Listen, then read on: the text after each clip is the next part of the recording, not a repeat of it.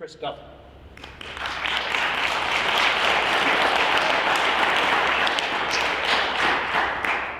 Thanks, Rusty. You're welcome. He didn't say all those nice things just because he works for our company. I hope. We'll see. One thing I've discovered through the years that's really interesting is that people from small communities are secretly running the world. All right? And I discovered the one thing that they need to do to level up to be able to do that. To have that level of success in creating a life for themselves and however they want. That one thing, it's right out that window.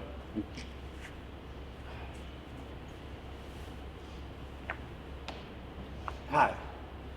Standing right here on the precipice of this chair. I can't quite see it yet. Maybe if I tell some stories.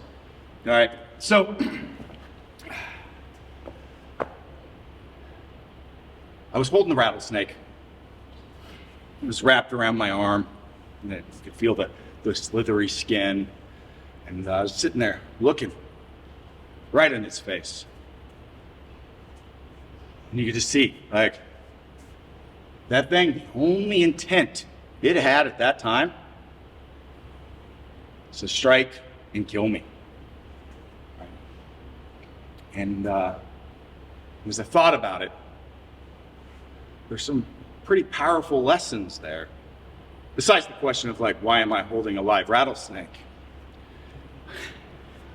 But as I'm holding it, there's fear running through my body. I'm an instant away from death if I don't handle this situation well. And those thoughts were around that fear, how powerful it was, and that me not being able to manage my fear at that point in time, to be able to control myself so that I didn't walk, freeze up, or freak out and drop that rattlesnake, I would be dead. But it was not the lesson of let's disregard fear, let's be reckless. It doesn't matter. I would be dead as well. So it's two ends of those spectrums, and that was a really critical moment in my life. At the time, I was homeless. I was living in the woods in Northern California, and the reason I was holding that rattlesnake was they were all over the place. I had to learn how to manage them, without a doubt. I didn't, like I said, I was homeless. Well, being homeless in that environment, my bed was lashed into the trees. I had limbs, lashed between different trees and between three trees to hold, and I'd climb up there at night so that the rattlesnakes wouldn't sneak in to my sleeping bag. Certainly wouldn't be a good night. A little more than nightmares to deal with if that happened. And it was this beautiful little meadow right off of it that it lived. And wasn't by any roads. You'd have to hike in and find it. And next to the meadow, right by, it was camped out, there's a stream that ran by there. It was gorgeous. But I was out for a walk, and sure enough, walking along, all of a sudden, there's a bush off to the side, and I hear the rustle, and I stop immediately. And sure enough, I start hearing the rattle. But I'm prepared. Like I said, I lived in this environment, so I had this stick, and it was forked at one end, a little fork about that big right there. And so I teased it, and then it strikes. As soon as it strikes, it's fully extended. You got to be careful. Rattlesnakes, they can go strike about 2 times as long as they look when they're sitting poised like this. It's a little lesson you don't want to learn the hard way. Strikes, and I stick the stick right down around the side of its neck. And I go ahead and I grab it. And the reason I grabbed that is, well, did I mention I was homeless? Yeah, didn't have any food. So that was gonna be dinner that night, and was gonna skin it and dry the skin and hopefully be able to sell that so that I could have some money. Anybody want to take a guess at how old I was then? Anyone else? 12.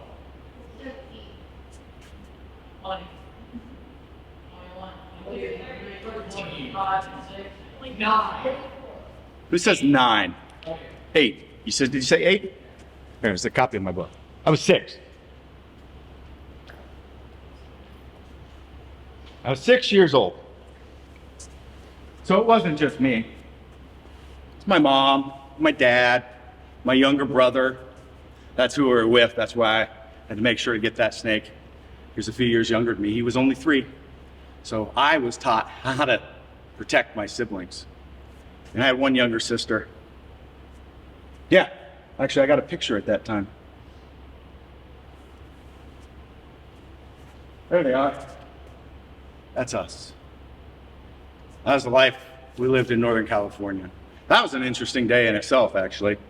When you live outside of society, sometimes you find that there's other unsavory characters hanging out, and for maybe reasons that they don't want to be found. So found out he was a murderer, and so we had to, my parents, I didn't know this, but they found a ride. We got a ride. We didn't own a vehicle. Got us into town while where they called the police and let them know about this individual so that they could show up and take him. But there's a funny story though out of this. This is actually, I was telling this story the other day with, this isn't related to the messages that I'm trying to get across here, but I was on this podcast with Ryan Sickler. He's a comedian. He hangs out with does shows with Bert Kreischer and Joe Rogan and that whole network of stuff. But I was telling this story. My mom was actually, there's a little baby. She was pregnant with my second sister. Yeah, 3 sisters at the time. And she's like, I think I'm going into labor. Yeah, that's where she was, pregnant while we were living out there in Northern California wilderness. And so she hikes out to the main road. It's a gravel road heading out of the mountain and is waiting around trying to hitchhike. Well, the only vehicle comes along is a dump truck. And I don't know why, but there was 2 people in the front of the dump truck and they didn't want to make room for her, so she climbs into the bed of the dump truck. And they drive her into town and they drive up to the emergency room. And my mom climbs out of the back of the dump truck bed and goes in, and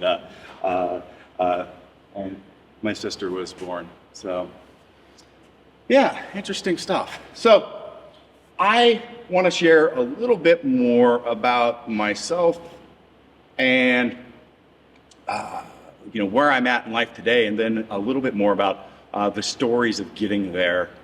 And in that, we're going to learn more about that one thing that I want you to take away from today. All right, it's my book, best-selling book. This is a little documentary movie.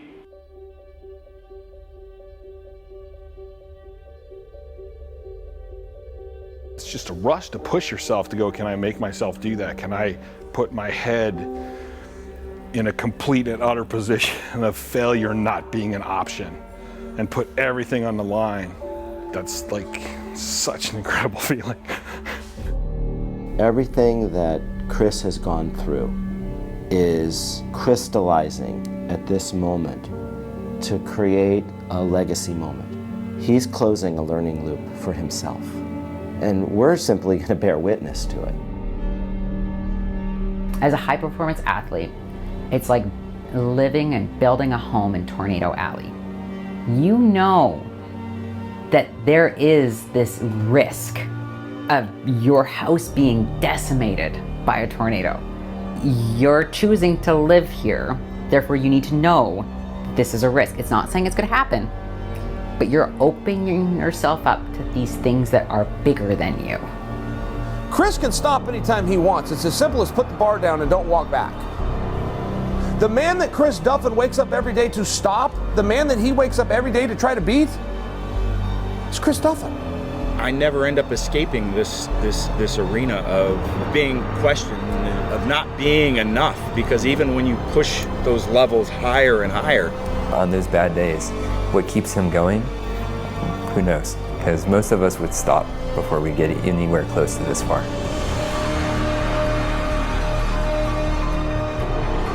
If they don't understand, they never will. achieving greatness comes at a price. I just wait for the call. Where your body is and where your body's going is beyond you. But to find something that you're so passionate about that you're willing to die for,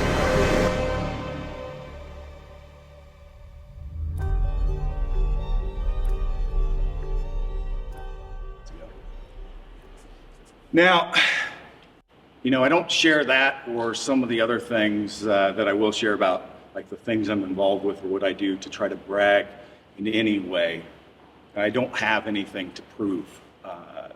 But there's an important thing for me to share with you about that climb of a kid from the sticks in the wilderness to being able to interact with, probably any sports team that you're aware of, all the action movie figures. I've got my products literally in the room off of the Oval Office. The reach that I've been able to have has been built off of these lessons, and I want to share these critical lessons with you today. And the first part is all through story, and then I'm going to drop through specifically explaining what I mean through all of that. So some of this is going to be a little challenging kind of discussion points walking through, but from the rattlesnake area, my parents decided to move a little bit deeper and more remote into Northern California, and we ended up in this place off of the Trinity Alps. It was, like I said, deep and remote. There's actually a documentary movie about a place that was 50 miles closer to civilization. It's called Murder Mountain. And if you've seen that, you'll see that there's a lot of stories around police corruption, serial killers, human trafficking, people running around with machine guns and murders, people disappearing. And I can tell you, that's all real, and I lived every bit of that. Okay? It was long before I met Rusty. And I'm not going to dive into the depths of those stories. It's really challenging. It doesn't add value to, the discussion at all, except unless I want to go, oh, woe is me, and we tell some horrible stories. But long and short is, eventually, the police showed up and took myself and all my siblings from our parents. Again, there were no tree forts this time. We were away from the snake area as much. So we were just in some tents in the wilderness, and my parents were managing their grow. That's why we lived out there. They participated in that was their livelihood, their income. And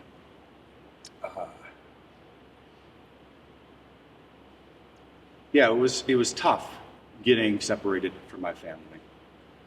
I spent close to a year in foster care, as well as my sisters. And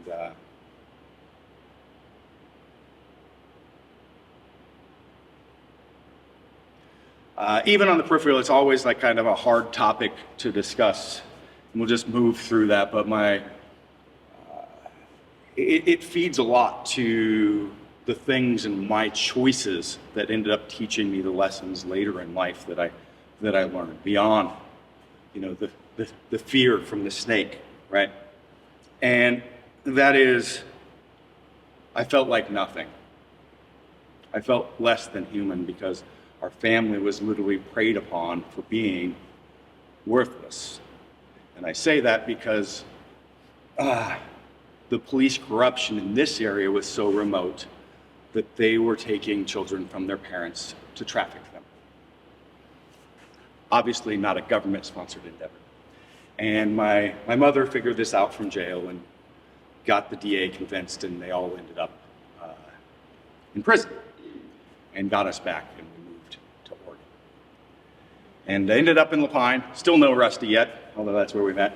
Spent a year there, in a nice home. My stepfather's mother, but we ended up falling kind of back into the normal stuff of living in the woods. This time, my parents absolutely, after that experience, no involvement in any illegal activities because they did not want to have any risk of losing their children into something like that again. But we ended up out in Eastern Oregon and doing a lot of mining, logging, things of that nature, and exploring that. And this constant movement and also just like my experiences, I really enjoyed just like being alone. I didn't interact with people very well, honestly. I had a lot of, maybe baggage, whatever you want to call it. We all do, I think, at that age, though. It's like, being afraid of how people perceive you, walking in and being able to have that like hold you back from being yourself a little bit, because it's constantly, having those perceptions around you. Went to a lot of schools, so this one is very large by comparison. I remember when I went to for a couple years, I was in the biggest class in the school. There was 3 of us. So we sat in a triangle with our desks together instead of 2 desks facing each other like most of the other classes in our one-room schoolhouse. And so eventually we ended up back in La Pine again. At this point, it was cold. It was one winter. There's snow on the ground. I'm sleeping in the back of the pickup truck because we have we've got a 16-foot trailer. And that's about the size of this space between those cameras, even less for our family. And it, like I said, it was freezing cold below. We couldn't afford any. I didn't have the Sub-Zero bag. It was just a standard, whatever was off the shelf in the used, and I would have terrible sleep because I was freezing at night. And then on occasion, we'd be able to get a home, in La Pine. This is actually when I went back and visited a few years ago, right there on the left, okay? No running water, no electricity. And so for me, it continued to kind of put those challenges in place with, really interacting and kind of stepping out of the norm a little bit, letting, all the thoughts about, how people might perceive me really come into play. Especially couldn't really take baths or stuff like that. During the summer was great. My whole growing up, we just fill up the gallon jugs down in the stream and set them up on a rock, and just all day long. At about 3 o'clock in the afternoon, you take it over your head and pour a bath. But this is getting around the time I met Rusty, and at that point in time, we finally made a transition into a mobile home that my parents were able to acquire. Had running water, electricity, no doors, no kitchen, nothing like that. So we threw some 2x4s up and mounted a sink and hung up curtains that stayed up for the next 4 years while I lived there. And that rattlesnake kind of bit me again. It's like, I need to challenge myself a little bit. Like, I felt comfortable, actually. It was the first time in my life I'm like, things are like smooth and chill, and I'm like, I didn't know how to deal with this. And so what are some of the things I'm afraid of? It's putting myself out there. And so I went, signed up for sports, all of them. Wasn't a great athlete. Rusty actually used to tell stories about me to the rest of the team in front of everybody about it, I think. So, but it was a great learning experience. And then I took it a step further. I was getting, by the end of high school, I continued to work when I could to try to support the family, do those things, because sense of family and community have always been like deeply ingrained with me. And I think that comes from living in smaller communities. You've got to take care of each other. And that's what I learned with my own family, is no matter what challenges or what positions or people were in or what they were doing, you're looking out for each other. And that was something that I did. But it got to the time of like, all right, high school's coming to an end, and I'm like, I'm scared again. My parents, they're amazingly smart people, by the way, but they don't function in the world that's why we lived the way we did. They're interesting characters, to say the least. So being able to navigate the process of like, how do I go to college? How would I even pay for it? Like, and I was working full time. Well, not quite full time, but evenings and weekends. And I'm like, maybe that's just, I'll take the easy road. I just know that I can keep doing this. High school's over. I don't know if I can take that risk. And I performed pretty well by that point in athletics and academics. I won't lie. But it was a small school that I went to. I didn't have the opportunities that other students did at the larger schools when it came to applying for scholarships. And they were able to have more things, on their resume, I guess you would say, right? Additional classes, extracurricular stuff that I just didn't have the opportunity for. And I got turned down like all over the place. What was I scared of? I was scared of sharing my situation. I was scared of sharing myself. And so one of those scholarships was for a local newspaper and the Bend Bulletin. And so I wrote an essay about just one day in my life, and I submitted it. And they called me up. They're like, hey, guess what? We got your submittal for the scholarship. I'm like, yeah, you're calling me. This is awesome. Yeah, you didn't get it. This other guy, he's got all this experience. He's going to MIT. He did all the extra stuff. I'm like, oh, dang. Like, would you be okay if we wrote an article about you, though? So this might be more beneficial than the essay. I will. I'll do that. I'm going to share with the world what I'm unwilling to share with my friends, what I'm unwilling to share with my classmates. And like, this is scary. This is that rattlesnake. But I'm going to control that fear. I'm going to use it. Right there on the right. That was the first article. There's the 16-foot trailer we all lived in at one point. There's the mobile home that we moved into, and my mom and my stepfather right there. That was our life. That was the most stable place I'd ever lived for 4 years at that point in time.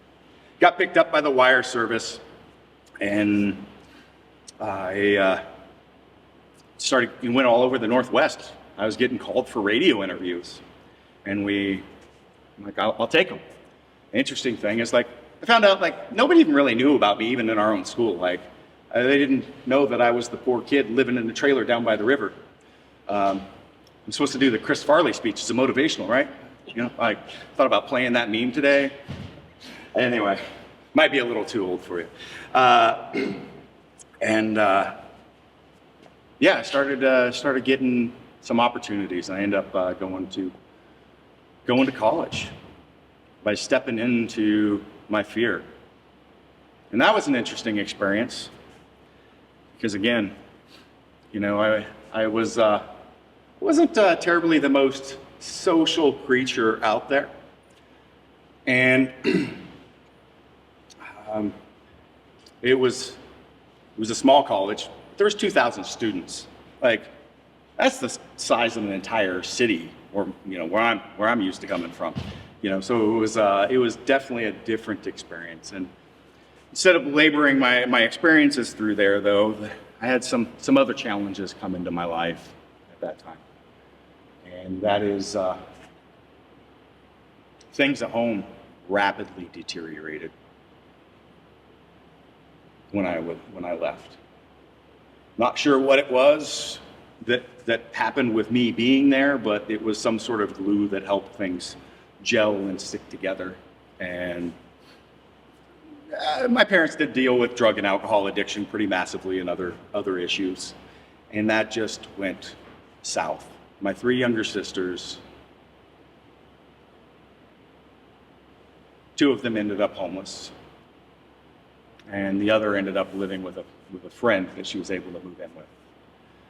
And my mother had a mental breakdown and disappeared out in Idaho or something, Montana or something like that. So before I finished college, I started taking custody of my 3 younger sisters, and I started raising them. So yeah, that was a little scary. Like, what do you do? But what's important? Family, community, taking care of each other. And to me, I always get like when people read my book and my story, like, oh my God, it's so amazing what you did. And I'm like, amazing? That's just what you do. Like, that's what I was able to do it. I figured it out. And so that same methodology kept sticking with me as I moved on from there. So I was going to school for a dual engineering degree. I ended up actually not finishing the second one. I had like 11 credits on my second engineering degree left, but I was working full time. I had to support them, so I was working as a manager for a company called Geld Win, running a production facility and going to school, and I was I guess maybe practicing my social. I don't know. I was president of the engineering society, mostly as a joke, but that's a side story. Out of that, they gave me this weird nickname called Kabuki, because I was a little bit of a character. And there used to be a wrestler who, way back in the day, spat out green stuff, and I was good at wrestling. And so somehow, that's how my nickname became that. Really pointless to this whole story, except that my shirt says that, and his shirt says Kabuki, so I figured I'd bring that up. But I'm sitting there, and I just kept advancing in my career, and I'm like, what's happening? Why do I have 70 people reporting to me, 100 people reporting to me, managers on different shifts? I'm in my early 20s. I'm like, I'm not a leader. Like, those people get up in front of crowds and give great speeches, and I stumble over myself, and like, I'm introverted, and why am I performing so well? Why do I get people's buy-in? Why am I able to deliver change and help groups of people? And I didn't know what it was at that point in time, but I kept doing it. I kept advancing. I got my master's degree, and I think right after I got my master's degree, my stepfather died, which I had to take my last sister in, and so I was raising her. And anyway, I'm gonna check timing really quick, make sure I'm on track and can cover all this. Rusty, can you see what time it is? Oh, I better move a little faster. Yes. All right. So those opportunities came. They were scary opportunities. I didn't know what the heck. I'm like, I should not do that. Next thing you know, I'm running an aerospace company, and I'm trying to save it from bankruptcy, negotiating with Boeing and the banks, and flying around trying to organize deals. And I'm like, how did I end up in this spot in life? Like, people are calling me up trying to come and fix their companies, and I'm like, I didn't know what I was doing. I was in free. But I would jump in and I'd figure it out. And by that time, I knew this kid from the sticks could connect with people and be authentic, and that's why people would follow me and engage, do things, because I didn't pretend. I was just myself. And whether people liked me or not, they believed in me and they trusted me when I said, this is where I'm coming from, this is where I want to go, this is how you fit in. And maybe we've got some disagreements or whatever, or simply, you don't like me, it doesn't matter. You still have the ability to engage people and your community in that point and make change. So, yeah, I think we probably skip through a little bit of the rest, but I'll show a couple pictures of some of my life story. Yeah, this is just a list of like articles and stuff that I'm in. things. So, I just kept using and chasing that kind of approach to life. I ended up walking away from that career. And I said, I want to do what I believe is important, and that's trying to make change and helping people live a better quality of life through developing strength in the right way. Oh yeah, I lifted some weights. I was number one in the world for like 8 years, and then I decided I didn't want to compete anymore. And that documentary is about me being the only person that's ever squatted and deadlifted 1,000 pounds. And so, like right up there, I do podcasts talking about this stuff. It's kind of crazy. I'm like, this poor kid sitting in the sticks. I'm like, hey, there's Elon Musk getting interviewed. I sat in that same chair. Mark Zuckerberg too, and like Joe Rogan or wherever. Like, how the heck did this happen? It's that one thing. It's that one thing. We're going to dive into that. Okay? So again, this isn't to brag. This is to show how far you can move the needle. Right? I mentioned teams. Rusty knows we work with, every team that was playing yesterday, plus about 90% of every other professional sports team out there, all your action movie stars.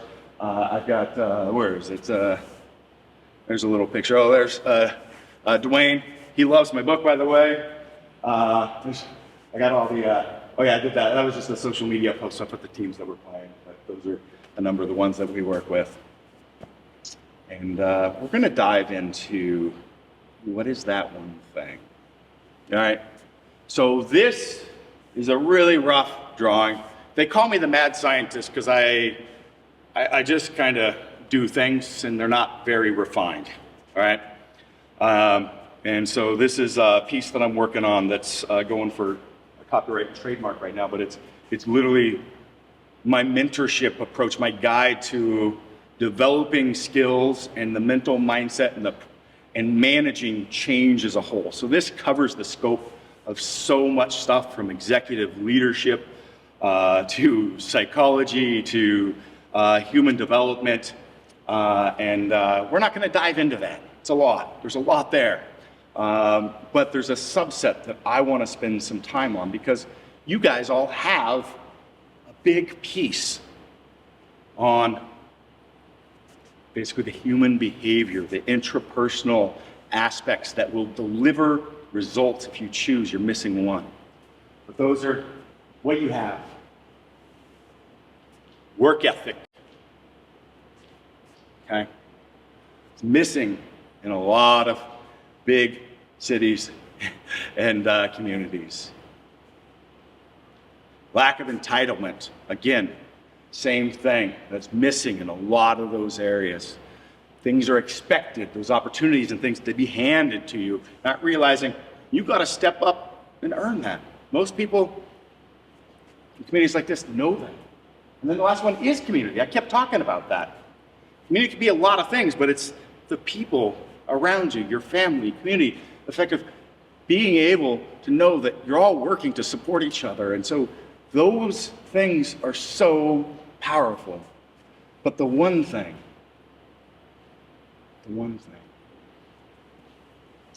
the essence of life is challenge. The essence of life is struggle. All right? And this is not some like ethereal statement or me reaching. That is literally how it works. They did an experiment a number of years ago, well, ongoing, went for decades, with biodomes. And they had trees, and in them, everything, right? But the trees, they get to a certain height, and they just fall over. Okay? There's nothing working against them. There was no wind battling it, telling the roots to grow deep and stiff into the ground. The bark was brittle from not getting hit by the elements. Life is that little plant squeezing up between the cracks. If I broke my arm, the process of atrophy and death for the muscle starts right away. You take your cast off, it's shrunken. The bone heals. The bone actually goes into overdrive and grows faster during that period because it had stress, too much, You actually don't need to do that to get bone growth, by the way. But in essence, it still does, even though it was too much, just like some of my earlier life. I didn't go into the horror stories. A lot of people living in that same sort of thing didn't make it. It's called trauma. It can break you if it's too much, right? But if you stayed on the cast too long, that bone will get brittle. The process starts. Okay? In your life, in our ingrained biology, there's things that force us to make these big steps in life. The ones that step us into the things that we're afraid of. You've got some of them coming. You know, you're going to get to a point like, need to kind of get out, be on my own. Later, like, you know, finding a partner. It's scary. Like, oh my God, I don't know. I'm a little nervous about going and talking to XX person, but there's this piece of you that still drives that to go, and you get over that. Same thing with children, but you get to a point where those big drivers aren't there, and it needs to become purposeful. And with that in mind, it's good to stay in that practice of finding those things. Because if you don't take on a little bit of fear, a little bit of something that can cause some failure, you'll get weak, just like that broken arm over time, right? And the bad thing is, life comes at all of us. We all have struggles, things that we don't want to deal with. It comes at you, and you want to be prepared for it. That's like training. For me, I do everything in training analogies, but you know, this isn't PE class, so some of you probably aren't involved with that. But you've got to engage, do a little work to prepare. If you do that, you become physically more resilient for when the thing comes at you on the field or anticipated, you know, out of nowhere, that you can withstand it, and that it allows you to lever up to the next thing. And so there's a bit of a practice of chasing that and how to do that. We're going to talk a little bit more on this 6 stages of personal growth. But I want you to think about a few other things too. So this is the missing piece, is to be able to find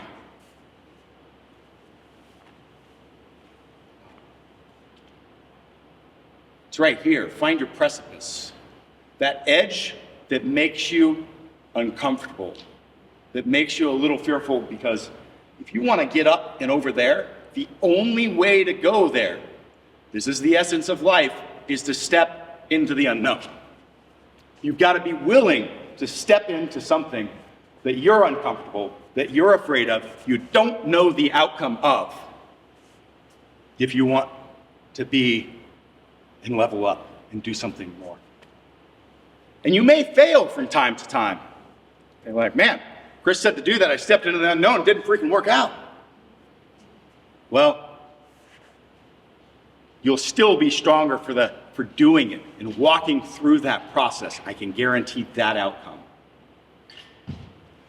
You have to be able to have what I call a failure mindset, and that is the willingness to fail and the ability to fail, because chasing that, you can find your limits and what you're made of, who you are.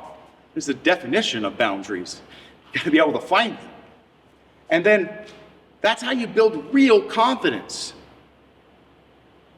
If somebody hopes you succeed and get a grade, or get on the team or do something like that, if you fail, that's not failure, because you can come back around and you'll figure it out. You'll try a second time and a third time, and then when you finally get it, I just had to work harder. I had to learn a little bit more. I had to do whatever it is, but now I have the confidence that I know, no matter what I do, that I will figure out a way to be successful.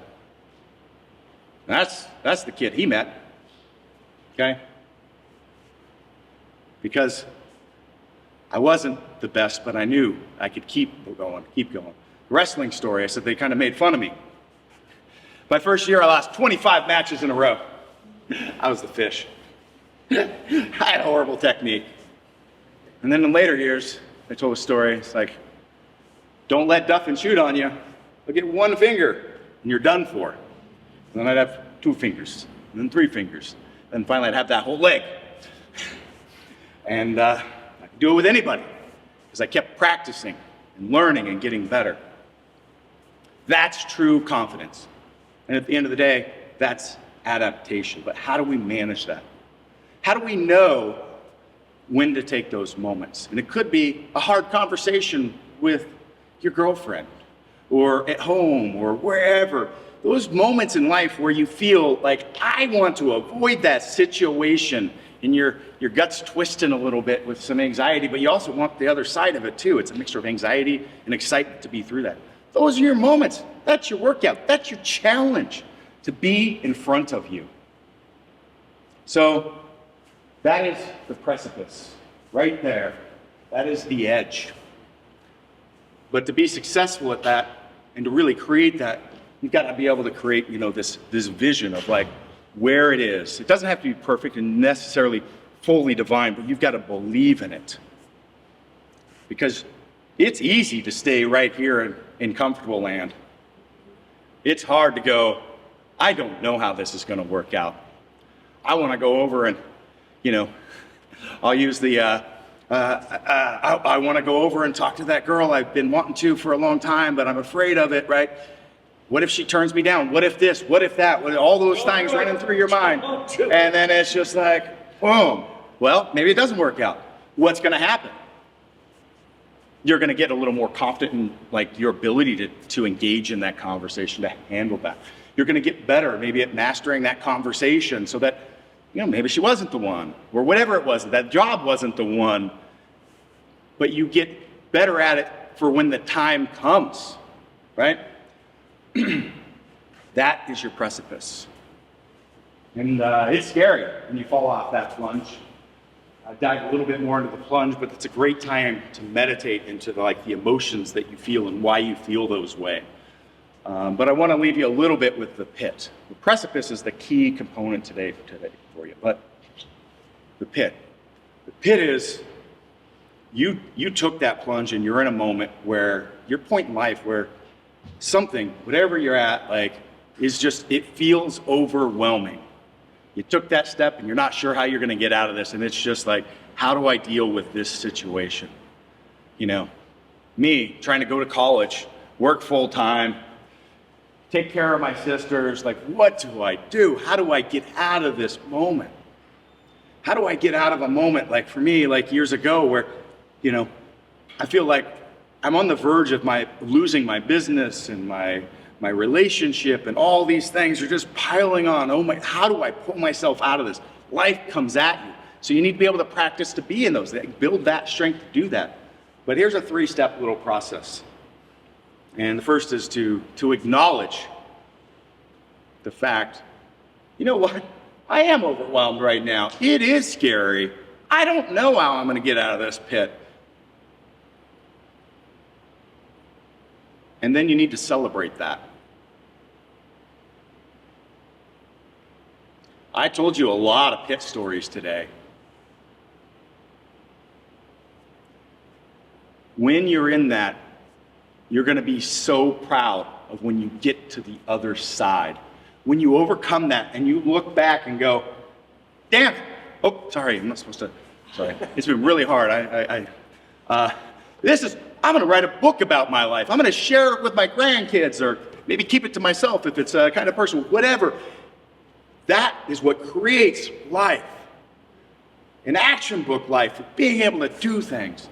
Anyway, I want to tell you, because I think we're running a little short on time. We're up to 35. What's that? Yeah, about 10 minutes. Okay, perfect. It's not just me. Like I said, I've discovered this. As I go around, as I turned around businesses, met other business owners, and been doing the things that I do constantly. Actually, this is a topic that comes up quite a bit in executive leadership summits, going, if you can just find yourself somebody from a small town, they kick butt, right? because they have those things that I have, and you'll find that they're the ones that just keep moving up, and they're the ones running organizations and doing whatever, making the changes. So why is that? Well, right now the world is big for you. It's all over. But as you start getting a little older, it starts getting smaller again. You've got a job. That place is your community. So the things that you do here and those things start pulling together and you perform well. Or maybe you're out on the own doing your own thing. People of like interests end up creating groups and the same thing happens. So real world examples. Last week I went to lunch with one of my best friends. He grew up in a little town called PD. I think there were like 2 kids in his class, 2. He had to drive when high school, because the high school was too far away when he went to high school. So, his parents said, you know how to drive the tractor? Take the truck. And it's too far for us to drive. So, he drove for 3 years with no license to get to high school. But he is one of the top 12 executives in Stanley Black & Decker, a multi-billion-dollar company. Lives down in Oregon City, nice land, got a nice 2-year-old, him and his wife right now. Okay. A couple weeks before that, I'm down in LA, I had elbow surgery, and had an elbow surgery. I've been trying to get it done for like 10 years, and nobody will take it on in the Northwest. So finally I'm like, all right, I'll call up my friends at the Dodgers. Who's your guy?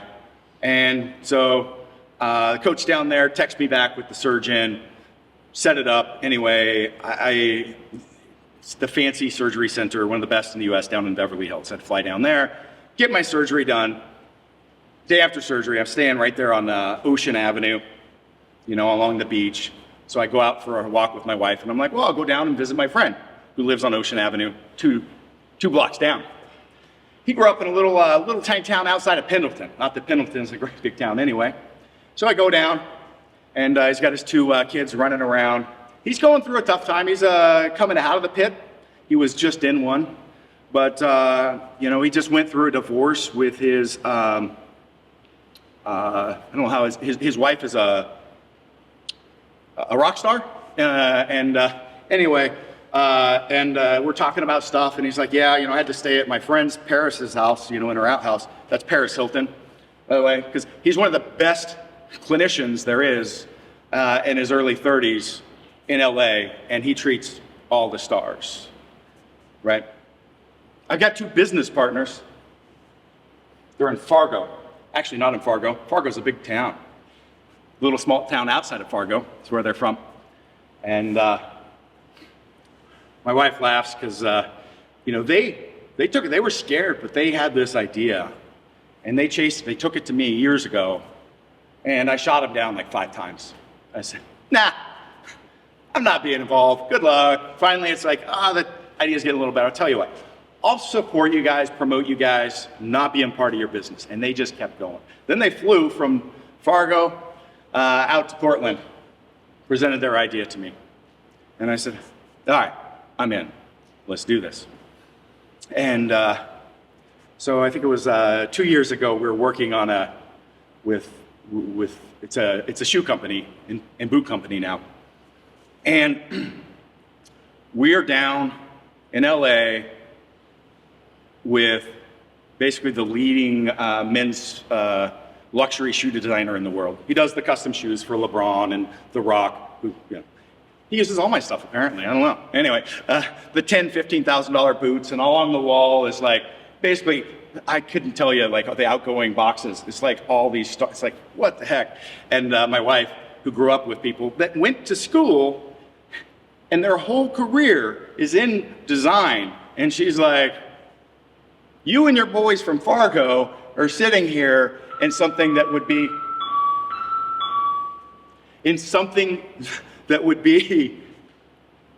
like a lifetime achievement doing that sort of work, right? Like I said, people from small communities are running the world. It's a secret. You have everything it takes. You just need that one thing. So, a lot of it, again, relates right back to that story of the snake, right? Being able to step into that, knowing when to challenge myself, that I learned very early on, to be able to scare and move after the things that I really found in going all in. As I did that, as I go all in, it forces you to drop away a lot of the other stuff in life, the peripheral. It helps you refine and understand like your true values, like what you want to do in this world. So I just have a unique approach to finding something. So like for me, my process has been about finding balance in life by chasing things that are literally dichotomy, like things that people would think are completely opposed. So like, for example, something, me squatting. I was chasing the absolute perfect technique, which most people would think, oh, that's like, you know, body weight, no weight. Same time, every last ounce of every will that I had in the world, right? And people go, well, forms to the wind is just gonna look ugly or whatever. But I want both of those, and you find something beautiful in the middle. Me, trying to find work-life balance. I created this community within work that draws people to it, that have the same values as me. So my community becomes there, my friends, the things that I love doing, my creative process, design, all those sorts of things are all encompassed within this stuff. So I ended up in the process. Before doing that, I was trying to chase, again, at high levels, like my career, my family, my hobbies. It was all getting too much, and I didn't have the time for my family. And by doing this, I actually created what I do now. I work harder than I've ever worked in my life, but I have like 3 or 4 more hours a day with my family because I don't have to go somewhere separate to train or to do like fabricate and engineer or do the things that it's all like intermixed, right? So that's one way. But at the end of the day, like in discovering like the things that really drive me,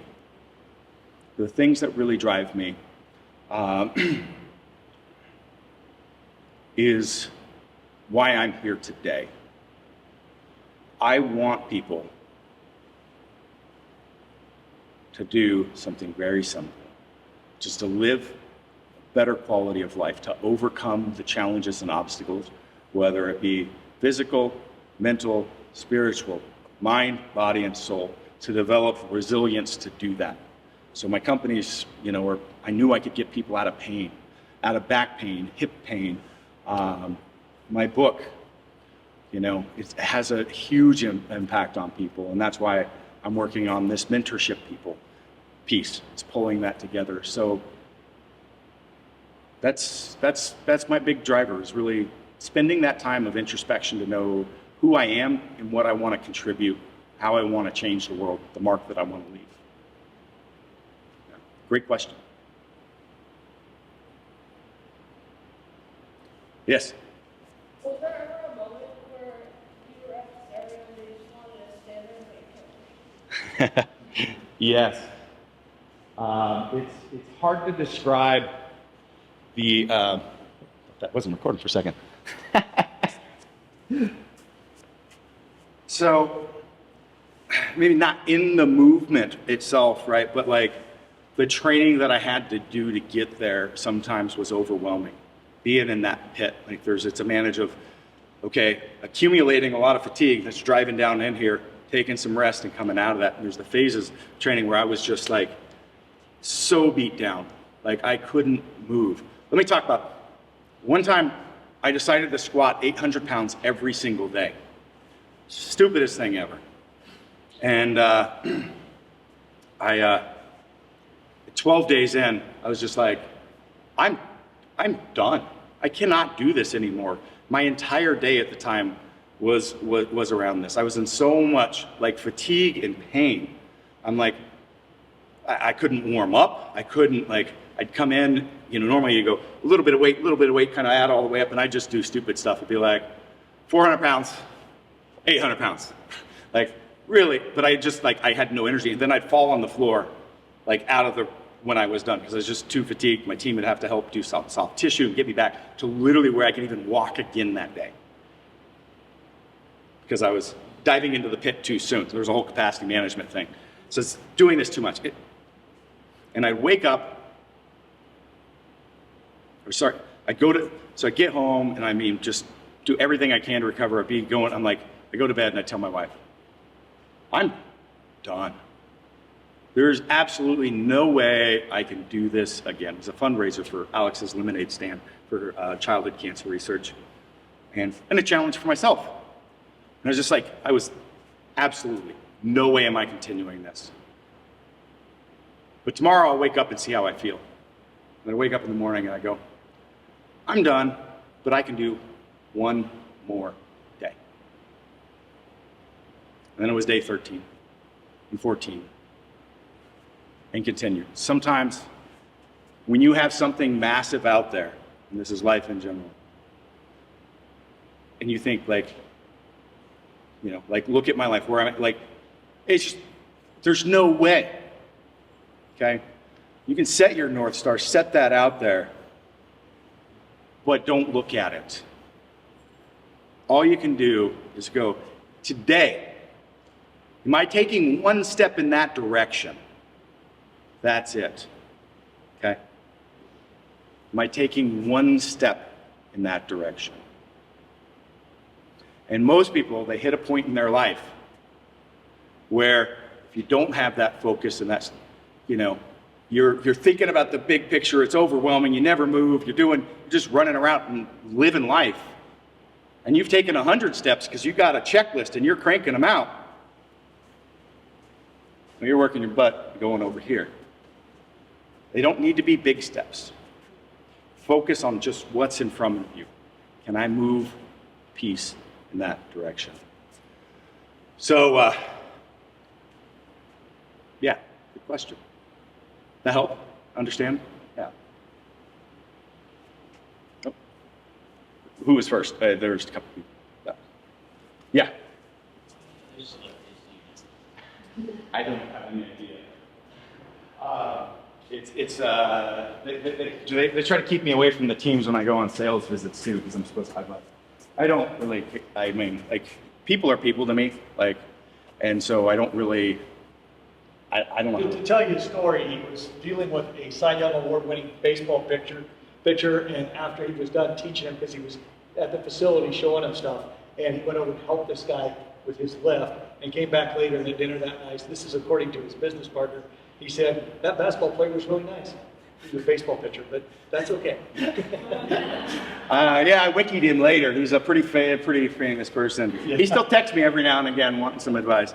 So I don't have a good answer, but it's between that and the clinical side, there's a lot of touch points with a lot of people in the world. It starts getting really small. So, yeah. The first half was taking opportunities as they came. So that book right there, the first half is about realizing your strengths. The second half, which is the Ouroboros, is the purposeful reinvention. And that's deciding specifically who you want to be in this world and becoming that. And that's what I did when I walked away from my career and chose specifically how I wanted to engage in what I wanted to do. Yeah. So, yeah, I'd say both sides. Yes.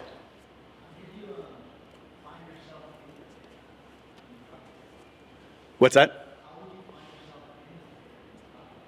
Yeah. So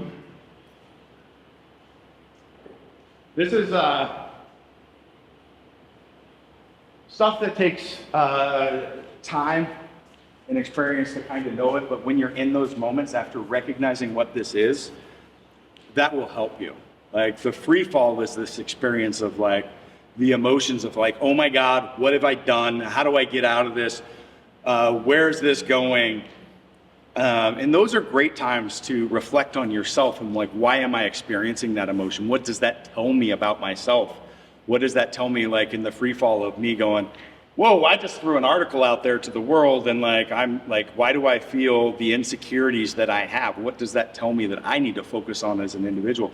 From that, it can help you really better understand more about yourself and help refine like that, what I call the North Star.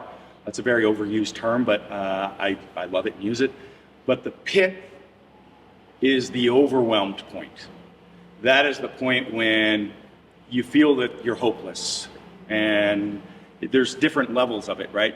At all times, you're always kind of like in what I call microcycles, small periods of this, of like, and then larger in your life, the macro cycles of like where you're at in life. So, but it's the overwhelmed. I don't know how to find my way out. Will I ever find my way out? That's the pit, right? And so this is an upward, that's an upward trend on there. And so that's how we're using this to leverage, right? The thing is, like, life comes at you. So if you're not building that resilience, the pits, you're going to get pushed into one from, somebody dying, losing a job, losing a life comes at us all. Like, and if you're not prepared, you don't swing out of it as much, or you spend longer in the pit. And so that's why I wanted to go through those 3 tools, which I don't think I fully hit, but is like acknowledging, okay, I am here in life. The second step is like, okay, let me celebrate the fact that I can use this moment to become better. This is going to be something that I'm going to win and get to the other side, and it's going to be great. Let me celebrate the fact that I am here. I am getting this opportunity. And then the latter point is going, because it also means I care and that I'm going to deliver my best. So you can use that to then use that to perform better and pull yourself to that greater height. So interestingly, that's been those 3 steps, different verbiage. I just saw recently on the Andrew Huberman podcast with one of the other neuroscientists that he works with, and they walked through the research and basically had the exact same framework, which was pretty cool. So, yes? When you were in Northern California, did you ever go to school there when you were younger? Yes. Yeah. So I went to, I had some other pictures of that. Kindergarten, first grade, second grade, third grade. I do not remember fourth grade. What's that? How did you quit?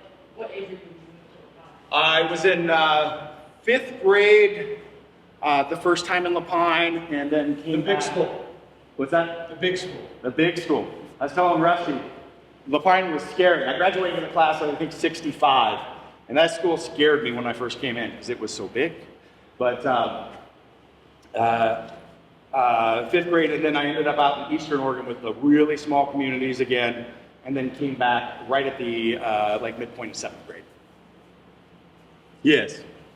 When you were kids say, no, there's a kid, like you're talking about, what's the first thing you see? It's just that realization of just admitting and acknowledging, I'm here, okay? That can be very powerful because you're also going, it's not gonna be there forever. This is a moment in time and space that I'm at. I am going to get to the other side of this, right? Step 1, acknowledge. Step 2, then, like I said, try to celebrate that. That can be hard, but once you get a few of these under your belt, you'll be able to realize, wow, I am powerful. I am strong. I can overcome stuff. And you get there again, you'll find yourself and you'll forget all that. But then you take a step back. This is where I'm at. Okay, I know I can get out the other side. Let me celebrate the fact that I am going to overcome this. Dang, that's going to be sweet for me to walk out of this thing that I thought was impossible. Okay? And now leverage that momentum to pull out. Yes? What is the hardest challenge you have to overcome? What question? Can you repeat your question? I didn't hear. Hardest challenge I've ever overcome. Besides knowing me.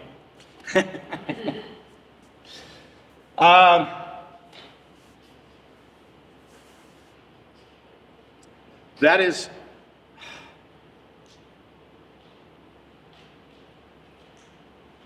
I have so many stories because I have continued to push this and put myself in situations that were just impossible to come through. But those stories get really lengthy and sometimes probably involved above the level of what I should be talking about, you know, in this group or publicly. So I'm just, yeah, I'll have to skip that one. I'm sorry.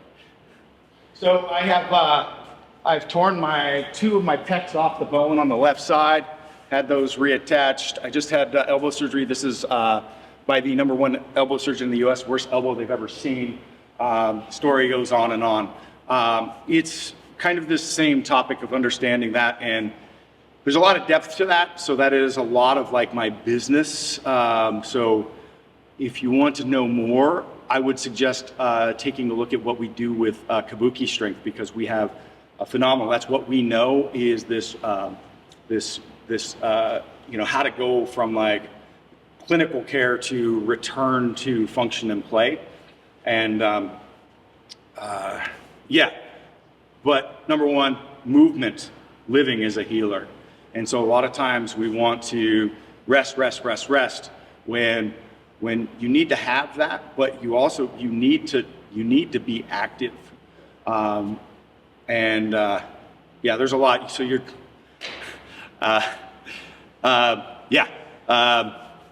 that's not a quick and easy one because it's very context dependent by what it is, the type of injury. But that is what I do and our companies kind of do. Get the joints in the right positions, try to remove neurological inhibitions that prevent us from moving. So our bodies create protective measures when you're injured, and it starts limiting your range. So there's some stuff that you need to do to be able to tell the body it's safe to play, it's safe to move in those ranges, and then safely actually move in that, whether it's walking a little bit or so on. Yeah, it's pretty powerful. But it's dealing with the root cause of why the injury happened. So a lot of times that happens because of breakdowns within how we actually move and our neurology, the signals within our body, which is developed, it's actually ingrained in all of us upon birth. And so we learn those. If you watch children, the first 9 months, everyone is making the same stages all the way through as it's going. And sometimes the things in the world today, stress, for example, will cause you to start changing positions and patterns, particularly breathing and other postures. And as that happens, it starts creating dysfunction in the body. So we have to learn how to set the reset function, reset button, and it'll get you back to basics. So that's literally like the whole context of that conversation. Is like a PhD program. So play into poor posture or bad movement? Yes, not just the physical text posture, which people like to focus on, but literally looking at technology devices and the stress in our lives, like technology that it creates, but those things actually literally change our breathing patterns, which is fundamentally where most of the things that go wrong. So when we look at the human body, the ability to manage and control our spinal complex has the highest global impact, and that comes from the use of the diaphragm, which has 3 functions: breathing, stabilization, and your sphincter. So when your breathing pattern gets off, it starts affecting everything. And so it starts creating breakdown in how the diaphragm works in stabilization. #2 behind that is the foot, our foot and ankle complex, and like what shoes do to our feet and deforming those, and also teaching the breakdown of like passive. We talked about not using things and it not growing. Weakness creates dysfunction. So if the body senses weakness or injury, it starts the process of inhibition and changing those patterns. And so having a strong and healthy foot and ankle complex, which is why I have a shoe company as well, because I taught on those topics and went barefoot for like 6 years. That squat, my deadlift were all done barefoot. And I'm not saying that people have to go barefoot, but spending time outside of.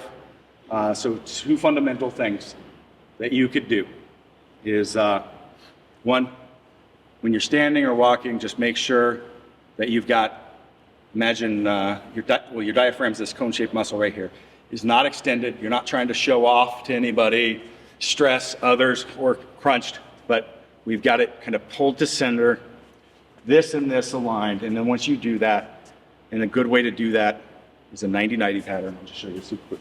Trust, this is really, really fast here. It's right here. This will take all this stress off. 90 degrees, 90 degrees.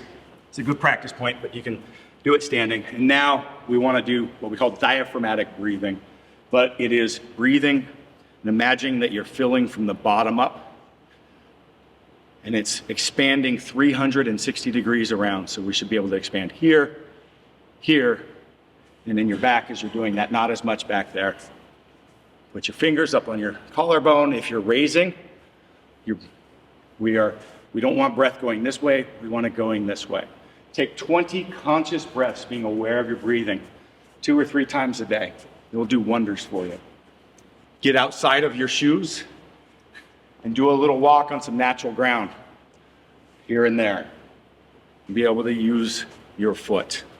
That's it.